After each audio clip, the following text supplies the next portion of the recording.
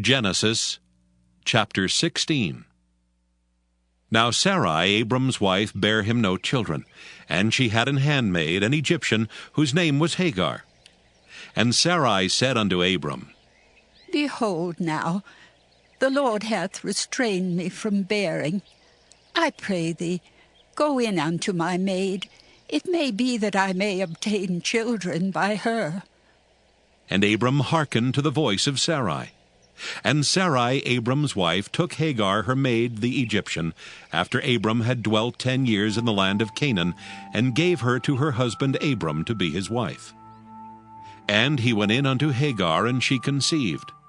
And when she saw that she had conceived, her mistress was despised in her eyes. And Sarai said unto Abram, My wrong be upon thee. I have given my maid into thy bosom, and when she saw that she had conceived, I was despised in her eyes. The Lord judge between me and thee. But Abram said unto Sarai, Behold, thy maid is in thy hand. Do to her as it pleaseth thee. And when Sarai dealt hardly with her, she fled from her face. And the angel of the Lord found her by a fountain of water in the wilderness, by the fountain in the way to Shur. And he said, Hagar, Sarai's maid, whence camest thou, and whither wilt thou go? And she said, I flee from the face of my mistress Sarai. And the angel of the Lord said unto her, Return to thy mistress, and submit thyself under her hands. And the angel of the Lord said unto her, I will multiply thy seed exceedingly, that it shall not be numbered for multitude. And the angel of the Lord said unto her, Behold, thou art with child, and shalt bear a son, and shalt call his name Ishmael, because the Lord hath heard thy affliction. And he will be a wild man. His hand will be against every man, and every man's hand against him, and he shall dwell in the presence of all his brethren. And she called the name of the Lord that spake unto her. Thou God seest me. For she said, Have I also here looked after him that seeth me? Wherefore the well was called Beer-lahai-roi. Behold, it is between Kadesh and Beerith. And Hagar bare Abram a son, and Abram called his son's name, which Hagar bare, Ishmael. And Abram was 86 years old when Hagar bare Ishmael to Abram. Now we come to chapter 16, and I must confess that you almost wish chapter 16 wasn't in the Bible, that God had left it out. Because after Abraham rose to the heights here, well, you would say, well, believe me, he's certainly treading on high places now. But he's not perfect.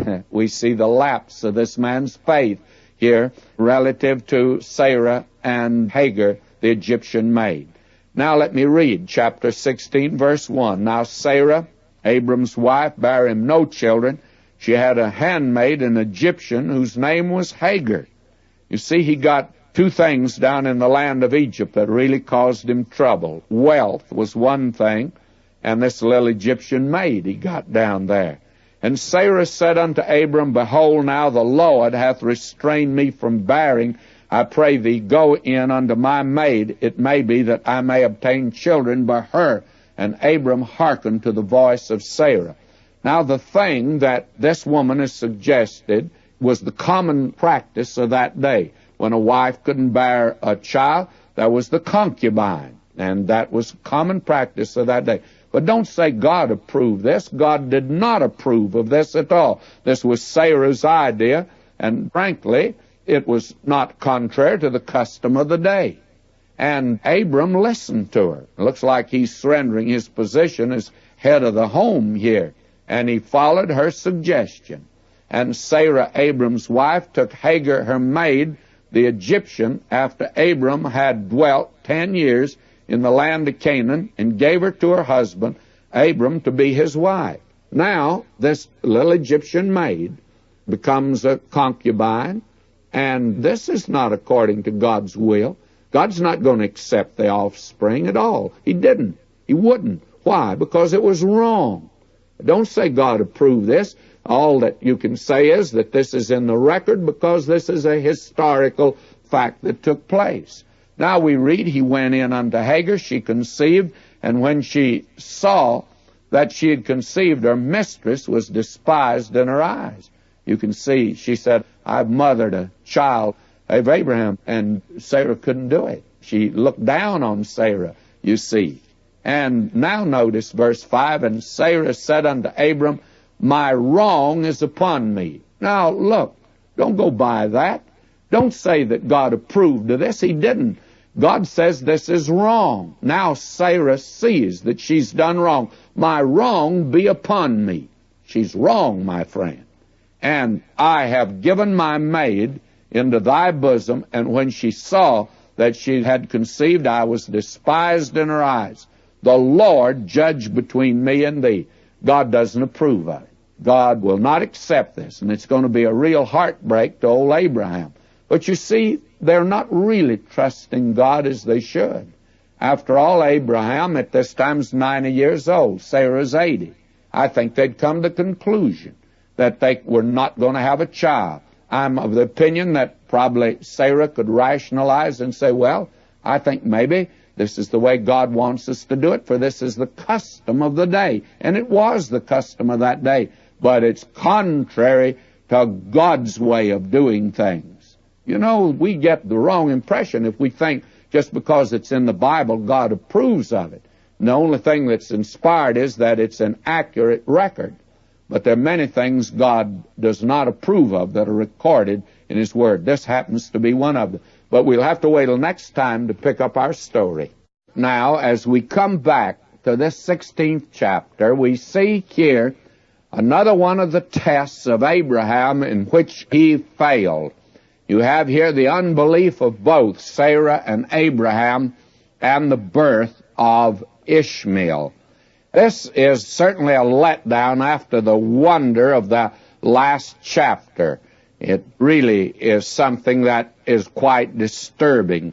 And will you note now, as we come to chapter 16, Sarah suggested to Abram, Hagar, the maid, in view of the fact she could not have a child, and at least had not had one, and that, may I say, would be according to the law of that day. The moral implications that you and I read into this are not quite here in the historical record. That does not mean that God does not approve of it, because He doesn't. He'll make that quite evident. But Abraham and Sarah were brought up in Ur of the Chaldees, in which this was a common practice, and the moral angle is not the thing that for them was so terrible. The thing that was terrible, they just didn't believe God. And that is the thing that's the opposite today. The sin that they committed, and it was a sin, God treated it as such, by Abram taking Sarah's maid Hagar, that was a sin. But today, we reverse that. We would say, yes, it's a sin, but the unbelief, we don't pay too much attention to that. And yet, that was the real sin here. That is, lots blacker than the other. Now, when this boy, Ishmael, was born, this maid looked down on Sarah. Sarah realized she had done wrong. And we read in verse 6, But Abram said unto Sarah, Behold, thy maid is in thy hand. Do to her as it pleaseth thee. And when Sarah dealt hardly with her, she fled from her face. Now she took off. She ran away. And it would probably have meant death to her, and certainly to the child. And so the angel of the Lord, and again, I'm inclined to believe the angel of the Lord here is none other than the pre-incarnate Christ. And it's the picture of Him. He's always out looking for the lost. And the angel of the Lord found her by a fountain of water in the wilderness, by the fountain in the way of Shur. She had gotten a pretty good ways from home here. And he said, Hagar, Sarah's maid, whence camest thou? And whither wilt thou go? And she said, I flee from the face of my mistress Sarah. And the angel of the Lord said unto her, Return to thy mistress, submit thyself under her hands.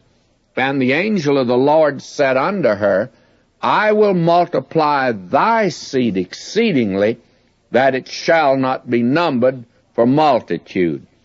Now you find when you get to the 4th chapter of the epistle to the Galatians that Paul uses this as an allegory, as he tells us. That's what it is. And he speaks of Hagar and her offspring as being Mount Sinai, where the law was given and the legality of it and the bondage of it. And he speaks of Sarah, the one that is free. The thing is that the one that belonged to Abraham actually was Sarah. That was his wife. And a great many today want to take on something different. They want to get under the law. Well, my friend, we've been joined to Christ. The church has been espoused to Christ, Paul says, as a chaste virgin, and will someday be the bride of Christ. Now, may I say to you, you don't want to take on the law. That's another one that you and I just don't need. That's like Hagar. That's the point that Paul's making over in Galatians here. Now, this is going to be a great sorrow, not only to Sarah, it's already that to her, but it's going to be a greater sorrow even to Abraham later on. Verse 11, the angel of the Lord said unto her, Behold, thou art with child, shall bear a son, shall call his name Ishmael, because the Lord hath heard thy affliction. He'll be a wild man.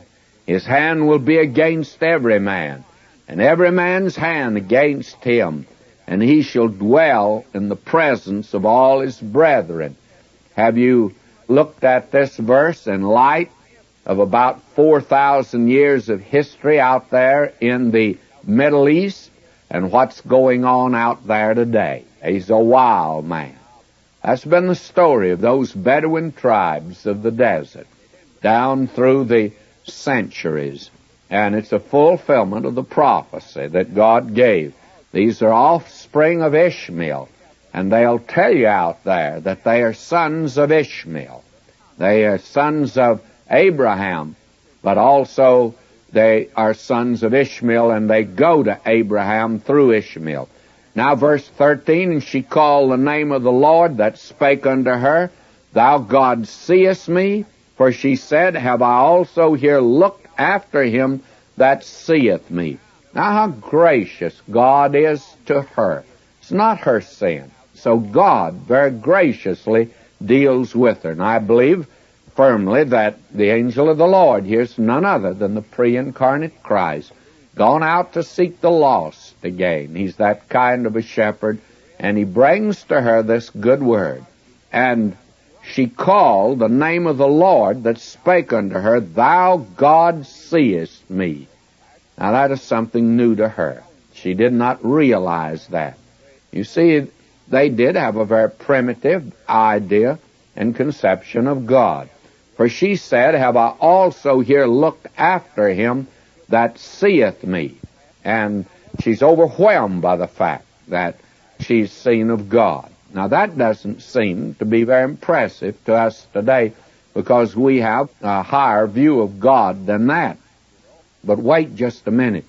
We probably come just as far short of really knowing about God as she does. You see, it's difficult for a little finite man to conceive of the infinite God. And all of us come short of understanding and of knowing him. I think that's a theme that will engage us throughout the endless ages of eternity, is just coming to know God. And that's worthy of any man's study. That is something that will dignify man's position throughout eternity, is to come to know God. Now verse 15, And Hagar bare Abram a son. Remember, Ishmael was Abram's son, and Abram called his son's name which Hagar bare Ishmael. And Abram was fourscore and 6 old when Hagar bare Ishmael to Abram. Now he was 86 years old.